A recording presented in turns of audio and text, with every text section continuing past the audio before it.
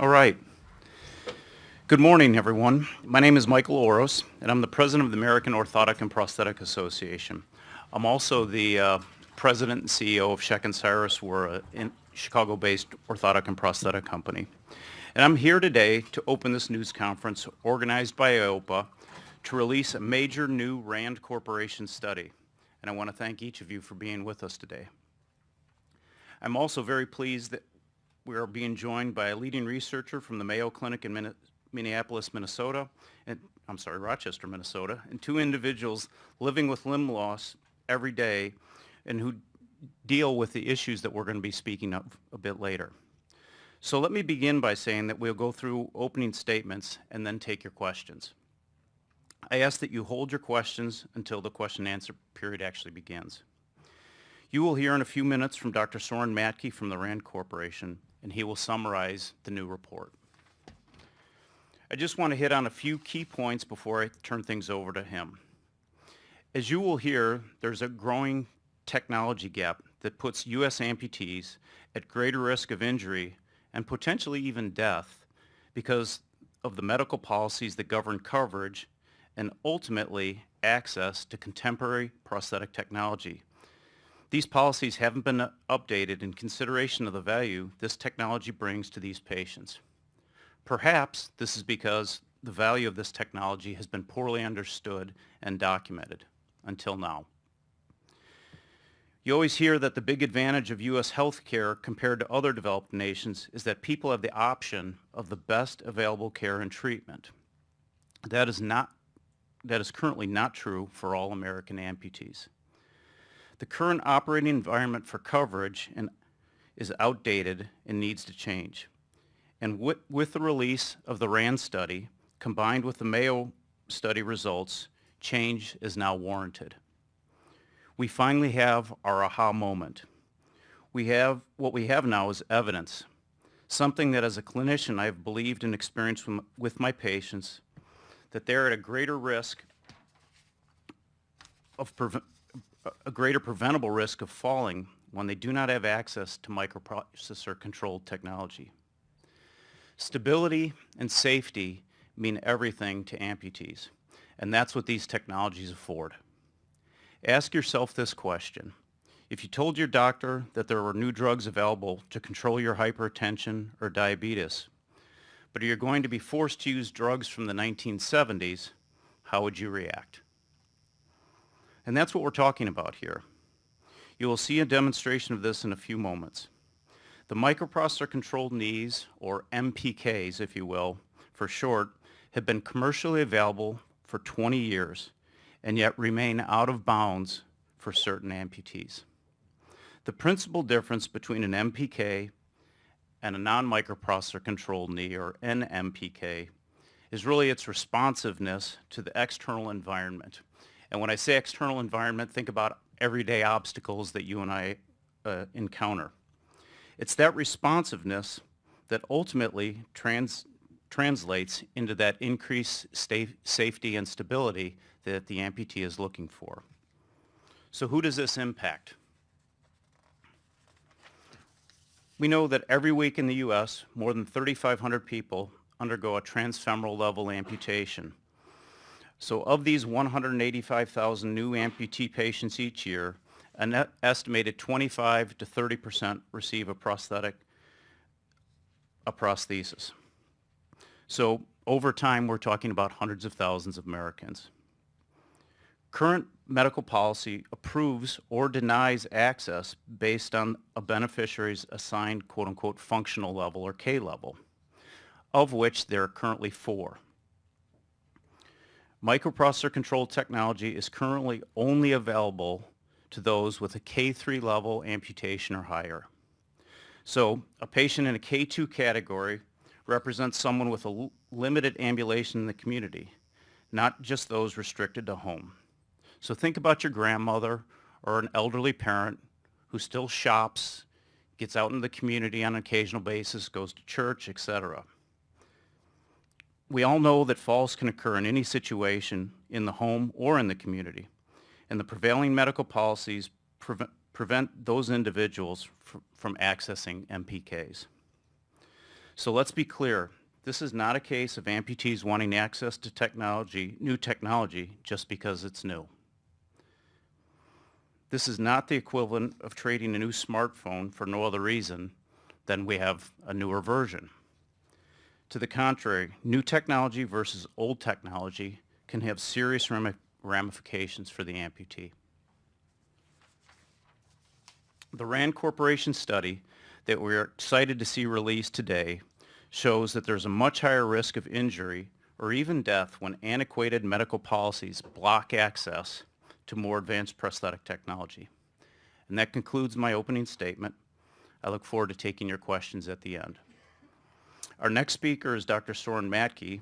He's the managing partner of the healthcare division at the RAND Corporation in Boston. Dr. Matke?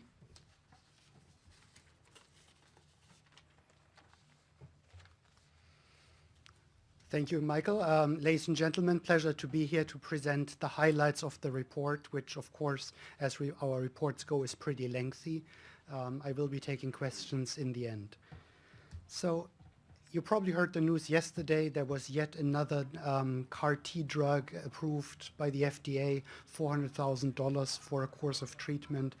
And with this rapid pace of innovation, even in very rich countries like the US and other G7 countries, we will need to face the question of the price of progress, like how much can we afford?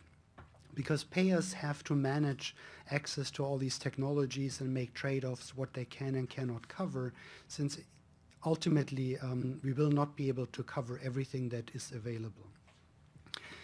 So that shift in sort of a more cautious attitude towards progress means that payers actually looking more and more into evidence, into what Michael said. Is the technology just better because it's newer, or is it better because it has implications for patients' lives, health, and quality of living? So this shift forces manufacturers like prosthetics manufacturers to measure and communicate the value of innovation in a way that they haven't been needing to do so far. So they have to measure the safety, the efficacy, the quality of life, and the cost of care of their innovations, rather than the traditional measures like biomechanical properties. And the problem is, by not doing that, payers usually equate now absence of evidence with evidence of absence. So that development was behind the launch of the AOPA Prosthetics 2020 agenda, which united the industry in generating and compiling evidence on the value of advanced prosthetics, like the MP case that Michael just mentioned. The problem is that there's, at the moment, unfortunately, no direct evidence for the superiority of the microprocessor-controlled knees. That's not as unusual for medical devices as you might think, because traditionally device manufacturers weren't really forced to produce such comparative evidence, in contrast to pharmaceutical manufacturers, because device innovation is engineering. So you give the engineers the specs. If the device performs according to the specs, the FDA approves it, and payers usually accept it that they ought to cover it. Now, much more deeper questions are being asked about, okay, it performs to specs, but what does this mean to patients? So since we didn't have these direct or head-to-head comparisons, there was the need for a simulation study that basically tries to put different pieces of evidence together and then estimate the value of information as a starting point. And for that study, we tried to project the outcomes for these higher functioning amputees that Michael mentioned, K3 or 4, over 10 years. And the idea was that we would get the so-called incremental cost of per quality adjusted life years. That is a little bit of a mouthful, but that's a standard metric by which payers look at the value of technology like drugs and devices. So the idea is, okay, a innovation increases the quality adjusted year of living. So it's not every year counts equally. A year in perfect health gives you 1, a year living in agony and pain gives you very little. So a quality adjusted life year is the gain of the technology. And then we look at the incremental cost. So how much more over standard of care or established technology do we have to spend on a new technology to gain such a quality-adjusted life here? So, and then the idea is that extra cost in line with other things that we commonly fund? And that's important because we really rarely ever see new technologies or new drugs or new devices being cheaper in terms of cost per quality of life. We usually look at incremental cost, and almost never are these innovations cost saving because medical research is very, very expensive and the regulatory process to get them to market is too. So the study followed, and I don't want to bore you with the details, a pretty standard approach for health economics modeling. We had to figure out like how we think the world looks like, through which pathways these devices improve functioning of patients, health of patients, and then ultimately quality-adjusted life years. And then we reviewed the evidence, both the published literature, expert input, and conducted some dedicated analyses to find the parameters of these models and then implemented it. So in a graphic representation, this is how it looks. We start with the NMPK, so the traditional technology, compare it to the microprocessor-controlled knee, and then see, okay, what does it change in terms of biomechanics? How does the biomechanic properties translate into medical events, positive or negative events? And then how does this relate to healthcare cost and outcomes and ultimate the differential cost of the technologies? So practically speaking, this is how this looks. You have the MPK, you have the NMPK, and then there are two benefits of this new technology that we were able to quantify. Michael had referred to both of them. The big impact is with respect to falls. Amputees have a much lower probability of falling and injuring themselves with the microprocessor-controlled knee than the non-controlled knee. And then that translates into follow-on cost and quality of life implications. Another pathway through which these devices generate value is more stable gait, so you get a lower probability of osteoarthritis in the contralateral knee because you just walk sort of in a more biomechanically appropriate pattern. There are lots of other potential health outcomes for which unfortunately we could not find evidence, like does increased mobility help with pain, with depression, with obesity, diabetes, and cardiovascular disease? There was just not enough research to quantify those potential outcomes. And as a result, we probably have underestimated the value of these microprocessor-controlled knees. But here's what we could quantify. So there's a almost 80% relative risk reduction in injurious falls. So not just falls where you trip and catch yourself, but falls where you really have an injury, either a minor injury or a major injury, i.e. that requires hospital admission. As a consequence, you also have about an 80% risk reduction in fall-related deaths as basically a consequence of these major injuries of falling. These are pretty impressive effect sizes if you look at it. 80%, that is a fairly large number. There's also evidence, less robust, that there's a 30% relative risk reduction in osteoarthritis on the contralateral knee, and obviously osteoarthritis is not a cheap condition to treat. It requires physical therapy, pain therapy, and ultimately joint replacement.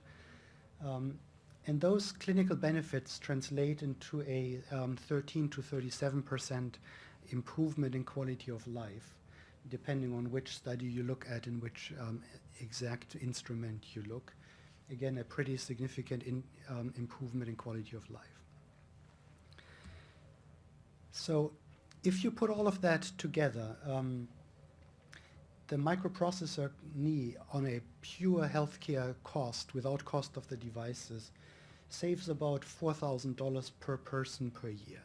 So if you count the direct medical costs, the cost of care for falls, for treating osteoarthritis, and the indirect cost of caregiving, lost wages, transportation expenses that are higher in a less functional amputee, the modern devices save about $4,200 per year.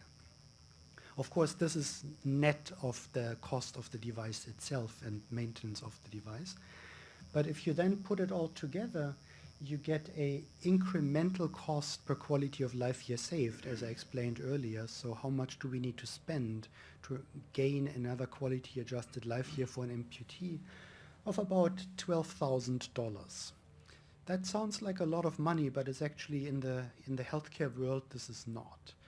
The US is not a country where quality thresholds are applied, as Michael mentioned earlier, like the UK, where there are clear cut-offs like £50,000 per quality, that is it. And if you're above that, the NHS doesn't cover it.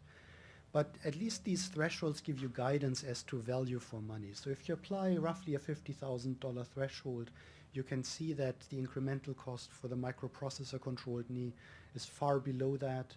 It's also in line with other lower extremity related technologies like MRI, MRI angiography for the lower leg, total knee replacement, $12,000, or PTA, which is kind of a procedure that opens blood vessels in your lower extremity.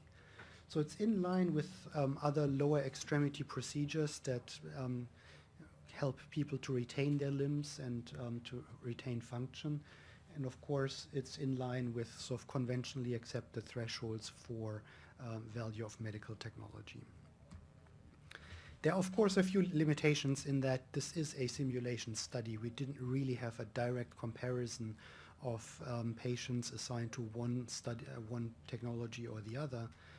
So this is always somewhat of an exploratory nature of the study. Then the evidence is generated mostly in K3, so higher function amputees, which means we may not be able to generalize to patients with lower functional levels. And there are some estimates that we just couldn't get out of the literature, and we had to rely on expert opinion to populate the model. Importantly, and I said this before, we probably have underestimated the value of the microprocessor-controlled knees, just because for so many of the clinically plausible benefits, we did not have published evidence that we could put into the model, and that's going to be something that the research agenda of the industry has to address. So what does this mean? This is an initial attempt to quantify the health and economic benefits of the microprocessor-controlled knee, and it does show promising results. Better health, better quality of life, and incremental cost of that is in line with established thresholds and other covered technologies. There is, however, still fairly limited evidence beyond what we understand very well, which is the improved biomechanics of these devices. So there's going to be the need for further research to actually generate direct evidence for the impact as opposed to a simulation study. But it's a good start. It's a first attempt to quantify the benefits, and it underscores how important AOPA's research agenda is to guide the industry and the profession to further evidence generation. Report is available online. The link is here, and I'm sure it's on the AOPA website. If you can't find it, send me an email, and I'm happy to send it to you. Thank you.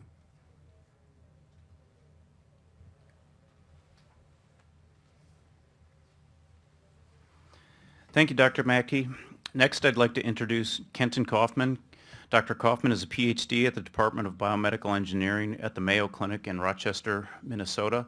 And Dr. Kaufman's going to tell us about results of a study that I feel like dovetails quite nicely with the results that we just heard on the RAND study.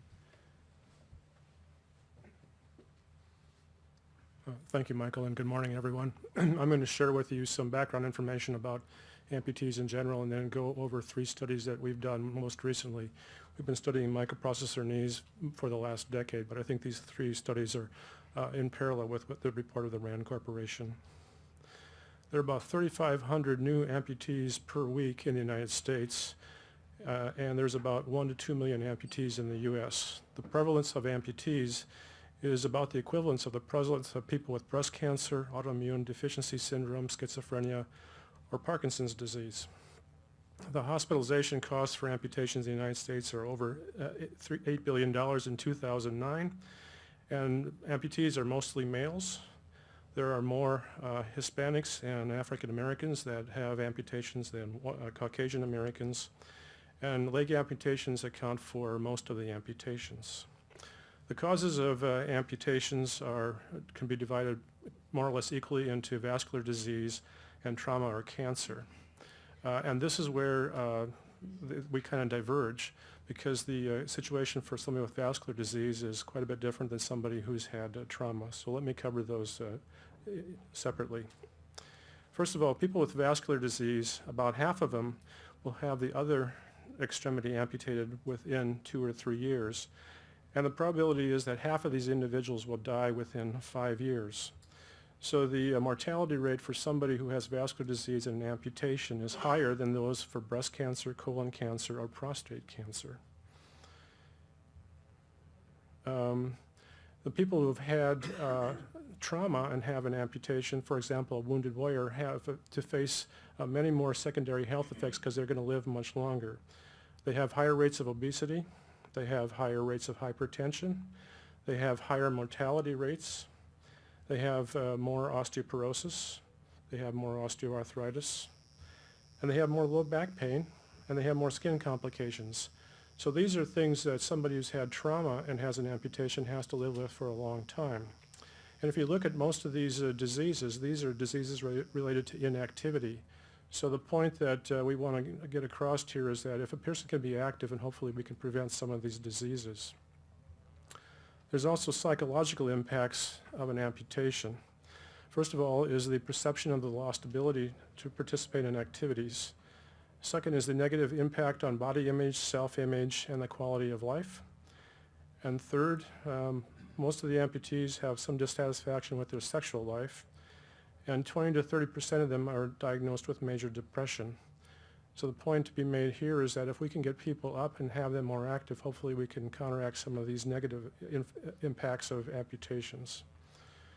Now, there's been a lot of emphasis placed on falls of an amputee, and if you take people with lower extremity amputees, about half of them will fall within a 12-month period. And if you divide that between people with above knee amputation and people with below knee amputation, about 2/3 of the people with an above knee amputation will fall in a month. Half of them report a fear of falling. 2/3 of them have low confidence in their balance. And as a result, they decrease their activity. So a lot of the centers around falls, and that's why the RAND report focused on the falls, because it's such a critical issue. Now what I'm going to show you is an individual with limb loss, and he's going to be walking down a hallway, and he's going to turn around, and you'll see what it's like for a person with limb loss to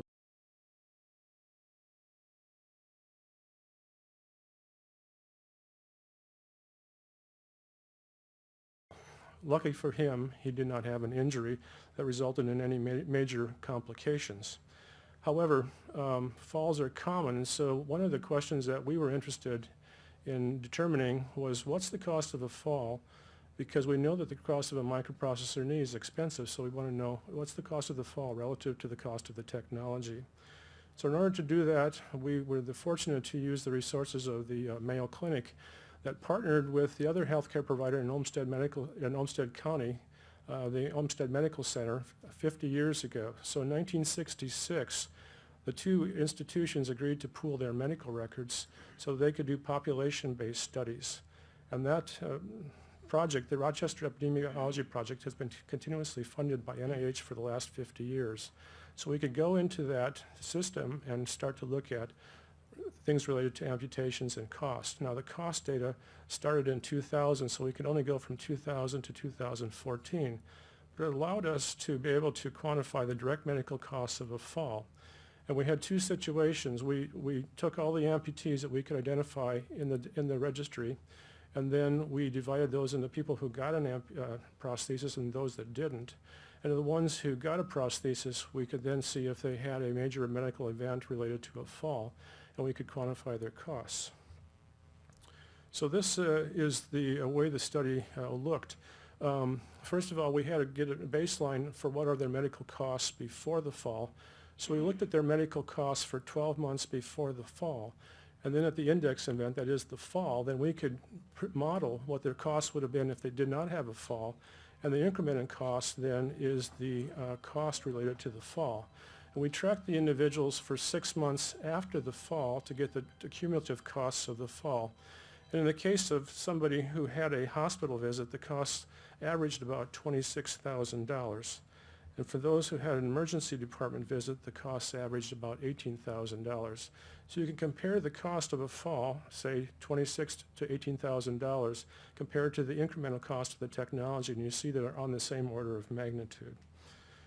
Now, when we did the study on the cost of the falls, we found that not all amputees get a prosthesis, and this interested us. So we went back into the depository to 1987, so the last 30 years, when we looked at the probability of an individual getting a prosthesis over time, and this is a transfemoral amputee or an above-knee amputee, and we saw that the probability of them getting a prosthesis actually did not change over the 30 years of the registry's data.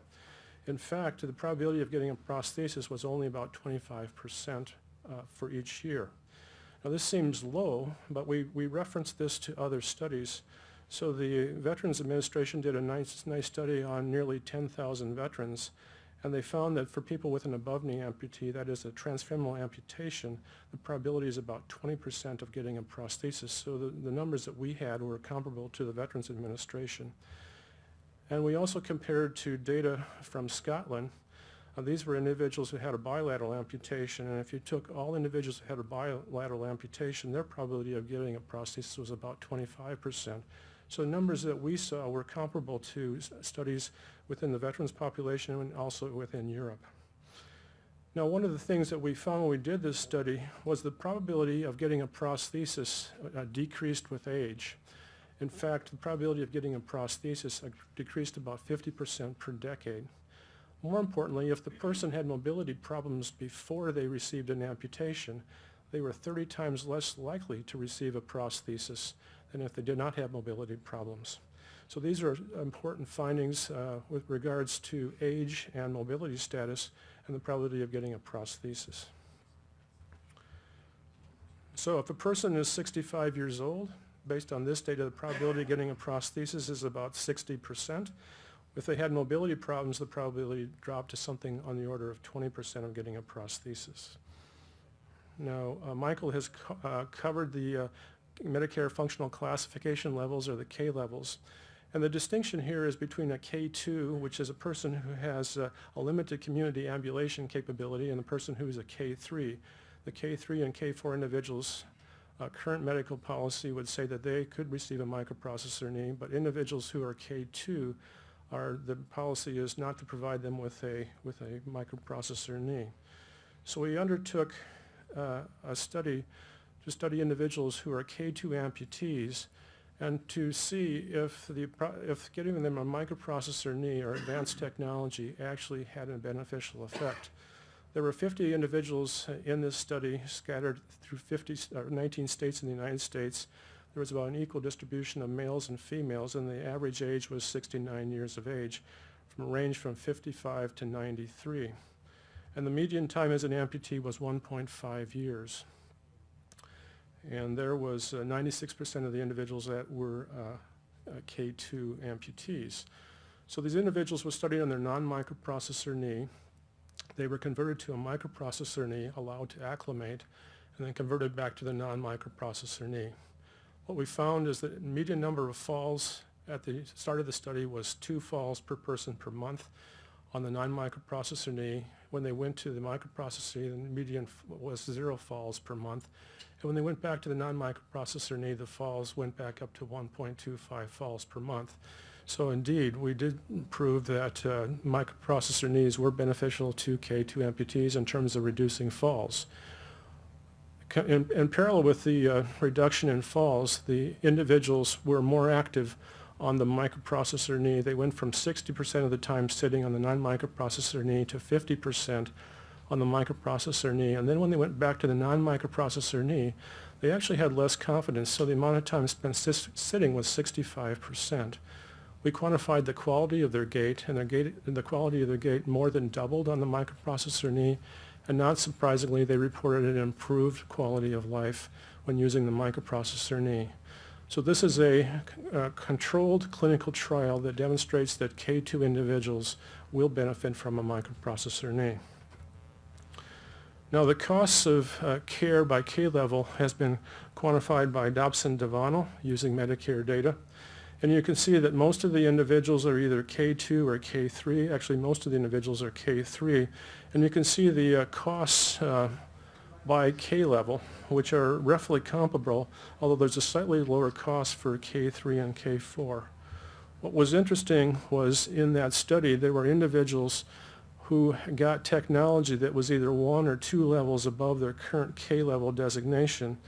And what this Dobson-Divano data shows is that the cost of care actually decreased when they received a higher level of technology. So this is consistent that we showed better outcomes and consistent with the RAND report that showed a better health economics. The Dobson-Divano study, in a more recent study, compared the costs for all the aspects of care for K1 and K2 amputees versus K3, K4 amputees, and they found that there was significant differences in terms of the cost for durable medical equipment, the cost for prosthetics, the cost for the acute care, the skilled nursing facility, and the home health care, where the K3, K4 amputees had higher equipment costs, but the K1, K2 individuals had higher health care costs. In the end, the total spending was less for the K3, K4 population than for the K1, K2 population. Now, these are statistics, but the message I'm going to leave with you is what General Dunford said when a couple years ago at the Military Health System Research Symposium, when he said, we're not talking about statistics, we're talking about people. So you're going to hear from a couple of amputees about their experiences. Thank you very much.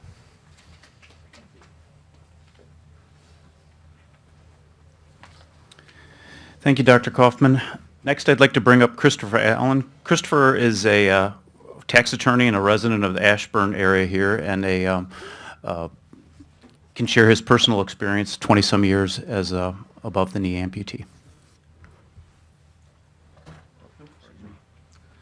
So as you said, I'm Christopher Allen. I've been an above-the-knee amputee for 23 years.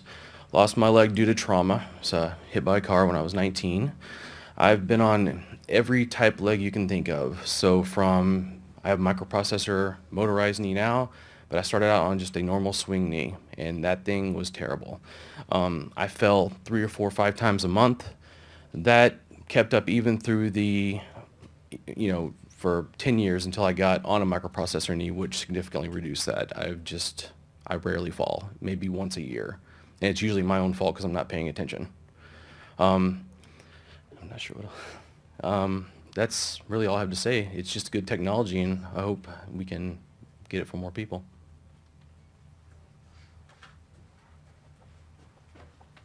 Thank you, Chris. And next, Peggy Chenoweth. Peggy's a blogger at amputeemommy.com and a resident of Gainesville, Virginia, and she's here to share her experiences as well. Thank you. Hello. So I had an accident in 1997. I was fresh out of grad school working my dream job of teaching blind kids. It's what I wanted to do since I was in 2nd grade, and read a book on Helen Keller, and I was just hooked. So I was at my very first professional conference, and I was walking through the exhibit hall, and a computer vendor dropped a computer monitor on top of my foot. And in that moment, my life changed. I initially thought that my foot was just broken. It turns out that it was actually a crush injury. So I basically spent my 20s in and out of the hospital trying to save my foot. And then it got to the point where I needed to cut my losses and become an amputee and move forward. And that's what I did in 2003. I became a below-the-knee amputee. And I was fit with a standard prosthetic. And I thought I was doing okay because I was walking, and I really didn't have high expectations for what I should be doing. Compared to the constant pain that I was experiencing before, I was no longer using crutches. I was no longer taking methadone and Percocet. So I thought my life was okay. What I didn't realize before my amputation was how difficult everything was still going to be. How even simple tasks like walking and holding a conversation became very laborious because I was always looking down. I was always worried about the next step. Was I going to trip over the nut? Was I going to miss that curb? Do I want to take the incline or do I want to take the stairs? At this point, I had a little boy and I wanted to be the very best mom that I could be for him. And I found that I was limited. I couldn't keep up with him. I couldn't keep up with the other moms. My back was starting to hurt. Some of the pain and the fatigue was starting to come back. And as I felt myself more and more limited compared to, quote unquote, the able-bodied moms around me, I became depressed. So like most probably American women, I turned to Snickers bars and Oreos to kind of, soothe my sorrows, which made everything worse because then I became, the one-legged fat mom. And then I really couldn't keep up. And then my back started hurting more and more. I went to my prosthetist one day and he just looked at me and he's like, I think we can do better. At the time, I didn't know that there was better because that's all I ever had. He knew that I could do better. He fought for me, which absolutely changed my life. At the time, I was a K2. He fought because he knew that I had the potential to become a K3. He fought for me to get a microprocessor ankle so that when I was walking, the foot would actually swing up so that I didn't have to worry about hitting the nuts or the stones. Or when I was doing inclines, I didn't have to Hulk Hogan walk up the hill so that everybody saw that I was an amputee. I was able to have a normal stride just like every other mom, which when you're a young mom with a young kid is all you really want. You don't always want to be the disabled mom. You just want to be Robbie's mom. And I want to be the active person that I knew that I could be. Got the microprocessor ankle and I went for a walk that night. And as soon as I learned to trust it and know that this ankle and that this computer inside the ankle was going to do the work that my body was having to adjust for, thinking every step, my life completely changed. I lost 100 pounds just walking with my son. I became more active. I no longer take the muscle relaxers. I no longer take the pain medication because my leg isn't off balance anymore. When my gait normalized and I no longer had to think as much when I was walking, I became a safer person. I no longer trip and stumble. I now have an 11-year-old and a 3-year-old. And I can keep up with both of them. I'm no longer the mom at the playgrounds watching the kids play. I'm the mom going up and down the slides with the kids. I'm the mom out in the field kicking the soccer ball. And it's because I can do that. And I can do that because I have the technology to be able to do that. So that's my story. Thank you. And thank you for sharing that story. That concludes our formal program. Now we'll open it up for questions and answers.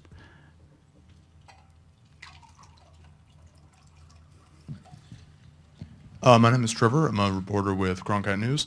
My question is, in a country where we pay so much for healthcare, why, in all of your professional opinions, is it that Americans still seem to struggle so much with finding adequate care, considering the amount of money that we pump into our healthcare system? Dr. Matke. I'm a health economist, not a philosopher, so it's hard to answer. Coverage is often determined by historical precedent. I mean, there is sort of no logical reason, for example, that dental care is something that should be out of pocket versus medical care should not be. And so you see historically shaped areas in medicine that are covered better and that are covered worse. You see areas in medicine where money is no object, like cancer care. We spend an enormous amount for gaining 1 week, 1 month of life in a cancer patient. We are not willing to spend the same amount of money for reducing heart attacks, and we are certainly not willing to spend the same amount of money to improve an amputee's life. So This isn't rational. This is often historic. This has to do with politics, with visibility, with advocacy.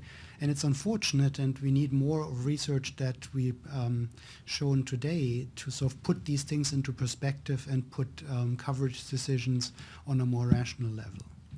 Why do you think it is, excuse me, why do you think it is that we don't spend more for one type of healthcare than the other? I know you said part of it is politics, but is there any concrete reason why, for example, we don't subsidize more healthcare coverage in terms of, heart attacks or especially amputees?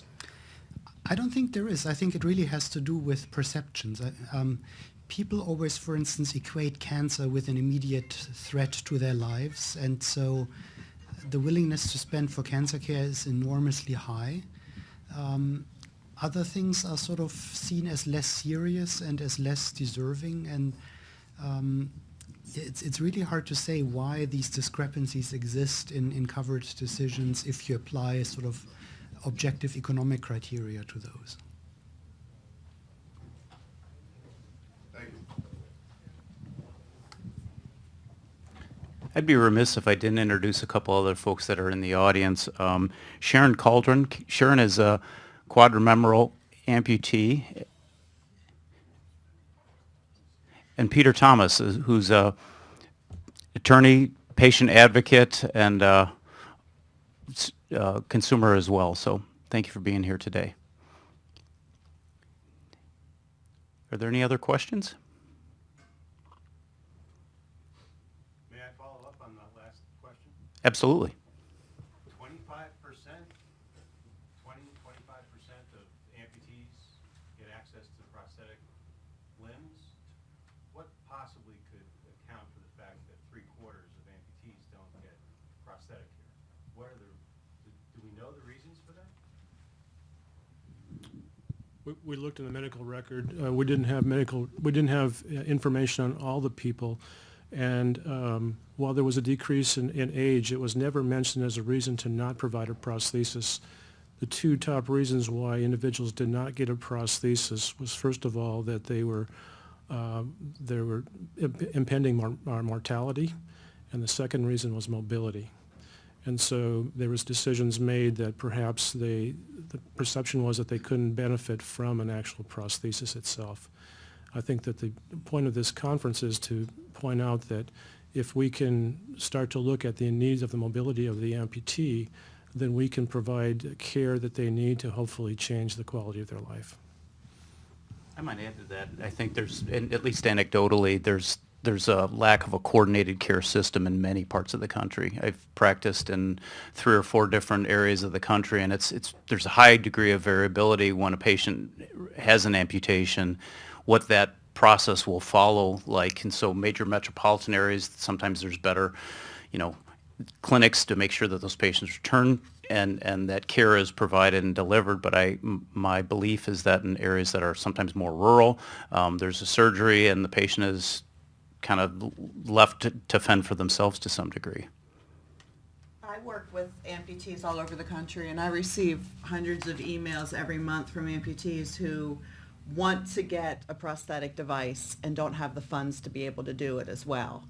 That if they have a 20% copay on a device that's, at bare bones $10,000, not everybody has $2,000 to be able to spend for a prosthetic device, especially when they just had the amputation, so they're being hit with all of the medical bills and then time off of work. And unfortunately, there are many people who are in a situation where they have the desire to ambulate and the desire to move forward, but they're lacking the funds to be able to do so.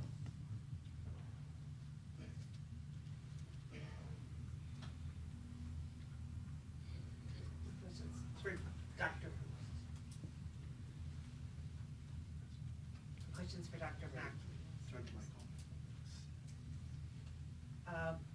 You did the modeling based on the K3 level amputees, which we already have coverage for the microprocessor knee. Is there a plan, or did you look at modeling with the K2s based upon the studies that Dr. Kaufman referenced, having some information there? Yeah, I think it's sort of a vicious cycle in that case, because K2s traditionally did not get microprocessor-controlled devices, there's not that much evidence on how they fare, and I think we have to wait for more studies like Dr. Kaufman's to actually generate that evidence, because without existing data, we can't model the benefit.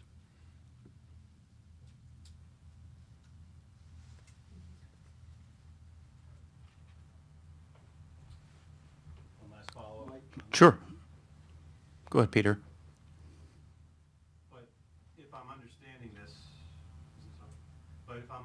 this, correctly, the premise that Medicare coverage has in terms of K2 and K3 amputees for microprocessors, as a result of this study, may need to be relooked at, may need to be reexamined. It sounds to me like it could possibly be inverted, that the folks that are less able to get around the community, who are limited community ambulators or K2 amputees, could actually wind up having much greater use of microprocessors to reduce falls and reduce osteoarthritis in the contralateral limb. It sounds to me as though the whole premise of Medicare coverage, which many other plans look to for their coverage policies, might need to be completely revisited. Am I correct about that? As a clinician, that's my impression, and has been my belief for the 30 plus years, is that the first thing I think we have to understand too is this absolute definition between K2 and K3 happens on a continuum, and so someone who's at the very high end of K2 but is not quite K3, I mean, that is so marginally different, and to deny access to that technology, first of all, based on that, what may be a very small difference is just a shame. But I do believe that's exactly correct. The K2 patients that have somewhat more limited mobility may actually benefit more. Dr. Kaufman? That's a good question, Peter. So prior to this study, there was suggestions in the literature over the last decade that individuals who are classified as K2 could benefit from a microprocessor knee.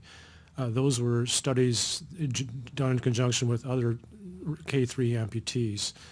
In totality, there were 6 centers that had done eight reports in the literature over the past decade, and the total number of patients studied, totally cumulative across the world, was 61 patients. This study adds another 50 patients, or almost doubles the evidence that individuals with a K2 classification can benefit from a microprocessor knee.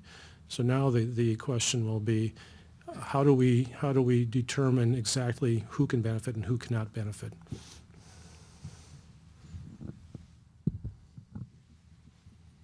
Yes. Could you run over the differences just one more time broadly about the differences between the K2 and the K3 amputees? So if possible, we could post the slide. Essentially, a K2 amputee is a quote-unquote limited community ambulator. So again, the image that conjures in my mind is again, your grandmother, parent, someone that operates primarily in the home, but does get out into the community. And so they may or may not walk with an assistive device, but they're going to certainly encounter obstacles outside of what happens within the home. A K3 person is a community ambulator, and they have this strict definition of quote unquote a variable cadence, which means they can walk at different speeds, and that's really the primary difference between a K2 and a K3 level ambulator.